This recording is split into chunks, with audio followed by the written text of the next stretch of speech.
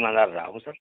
तो हमें लगता है कि शायद ईश्वर ने आपको इसलिए इस काम के लिए भेजा है, और कोई बात विमल दुबे जी, आप ये बात मानेंगे कि हमारे पास इसके अलावा कोई विकल्प भी तो नहीं है। नहीं। आप बताइए, क्या राजनेताओं पे भरोसा करेंगे? क्या नहीं करें। क्या सभी राजनीतिक पार्टियों के सभी राजनेता इर्रिस्पेक्टिव ऑफ पार्टी जी, सभी दुष्ट हैं? ये अच्छे लोगों को टिकट ही नहीं देते हैं। सही बात है साहब। ये आप बताओ ना, आजादी के 77 साल बाद भी आपके ऊपर गुलामों के ही नियम कानून थोप के रखे हैं। शासकीय बिल्कुल साहब, सही अधिकारियों के ऊपर, आपके ऊपर वही कंडक्ट रूल हैं जो कि अंग्रेजों ने बनाए थे।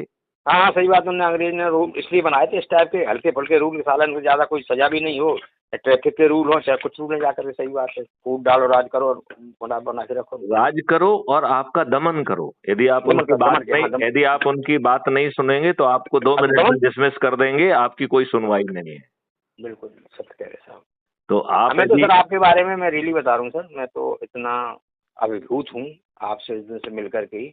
अच्छा रहा कि साहब आपका जो है, मेरा भी चूक मनस्यारी साधना के लिए गया था, दीदी उनसे मिलना चाह रही थी, मैं उसी टाइम मिला, उसी टाइम आप भी लाइन में आ गए। तो जो सज्जन लेके आए थे तो उनको यही बोला आपने कि यार यहाँ दीदी के दरबार में आके डिसऑनेस्टी मत करो, यहाँ जो आए लाइन से उसको आने दो जाकर। सीधी सच्ची बात है, मैं नहीं सर आपको जानता था कि जो कैसा क्या है, लेकिन ये जरूर आपके बारे में सुन रखा था सर कि आप बहुत ही ईमानदार अधिकारी रहे।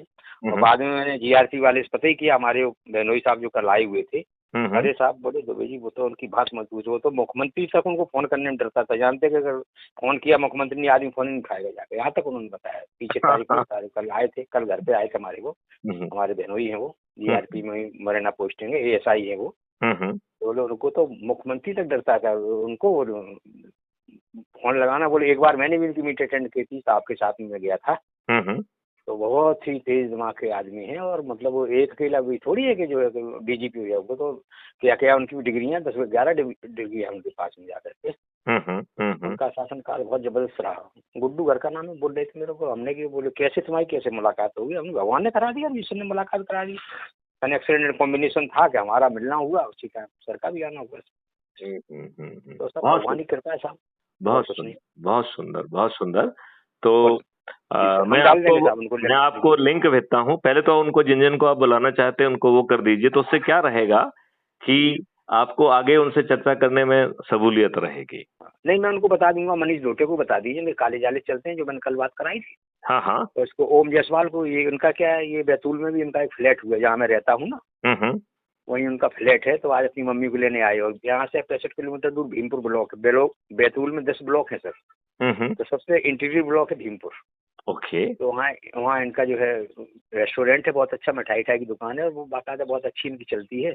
और चूंकि इनके गांव में मैं आज से साहब 20 साल पहले पदस्थ रहा हुआ, गांव में फार्म था हमारा रेशम का, गवर्नमेंट सिल्क फार्म लक्कड़ जाम करके। तो वहाँ 4 साल रहा, तो साहब गायत्री साधना किया था, उससे ये लोग सब प्रभावित थे। उस टाइम ये लड़की था 20-21 साल का। तो इन सबको मैं हरिद्वार लेके गया था 2000 में, 30 लोगों को हरिद्वार लेके गया था गुरु जी से मिलाने के लिए। ओके। उस टाइम ये लोग गायत्री यात्री के बारे में कुछ जानते नहीं थे, क्या है गायत्री। चूंकि मैं ब्राह्मण था, मैंने 40 दिन के 1.25 लाख के जाप किए। और उसके बाद फिर हमारे यहाँ सब बेटी पैदा हुई, 9 साल बाद हमारे यहाँ बेटी पैदा हुई। मैसेज का हीमोग्लोबिन उस टाइम केवल 5.5 ग्राम ही था, उस पर बच्चा पैदा हुआ। नहीं तो मैं साहब, हमारे मामा 3 मामा लोग हैं जो क्लास 2 क्लास 1 से रिटायरमेंट हुए। अभी वर्तमान में हमारे मामा जी का लड़का दिल्ली में IAS विवेक त्रिपाठी, खास बड़े वाले मामा जी का लड़का। तो मैं साहब अध्यात्म में बचपन से ही रहा हूँ। फिर जब मैं गुरुजी से मिला करके यहाँ बहन जी से, तो उन्होंने कहा आप कुछ नहीं होगा दुबे जी, तो बच्चा भी होगा, सब होगा, इतने कम हीमोग्लोबिन पे। तो मैंने वहीं संस्कार कराया। 95 में मैंने गुरु दीक्षा ली, हमने पत्नी ने। फिर आखिर साहब उतने ही 5.2 ग्राम पे हमारे यहाँ बेटी पैदा हुई, 600 ग्राम की बेटी पैदा हुई। इसका नाम रखा मैंने श्रद्धा। 24 साल की होकर मैंने शादी भी कर दी पिछले साल। और बेटा है, मैंने आपको बताया था 22 साल का हो गया, वो कराटे का चैंपियन है। वहीं आपके जो है कराटे अकेडमी भोपाल, उसमें 5 साल रहा। 5 साल में 17-18 मेडल हैं, गोल्ड मेडल हैं। और तैयारी कर रहा था सब इंस्पेक्टर की। आपका आशीर्वाद रहेगा, आप जैसे पुरुषों का साहब, वो सब इंस्पेक्टर बन जाएगा। और साहब वो भी आप ही जैसा बिल्कुल ईमानदार सब इंस्पेक्टर बन के करेगा। मैं तो बोल भी दिया हूँ साहब, नहीं बेटा ईमानदारी से काम करना चाहे, तिरंगा में लपट के मेरे सामने भी चले जाना तो अफसोस नहीं होगा। देश के लिए हमने तो करना, तो अच्छे काम करना चाहता है। बहुत अच्छे काम करेंगे वो। और वो जिन लोगों को उसने सिखाया है उन सबको भी क्राइम फ्री भारत मिशन से जोड़ेगा, जिससे सभी को 21 महालक्ष्य और 5 मौलिक अधिकारों के तहत अच्छा भारत मिल जाए। फिर ये छोटी-छोटी चीज़ें मायने ही तो नहीं बेटा रखेंगी। साहब, बेटा मेरा अभी घर पे, अगर आप 2 मिनट बात करना चाहें तो बात करा दें, इससे भी खुशी होगी। हाँ, हाँ, करा करा दीजिए, करा दीजिए। जी सर। ज्ञान, आना बेटा।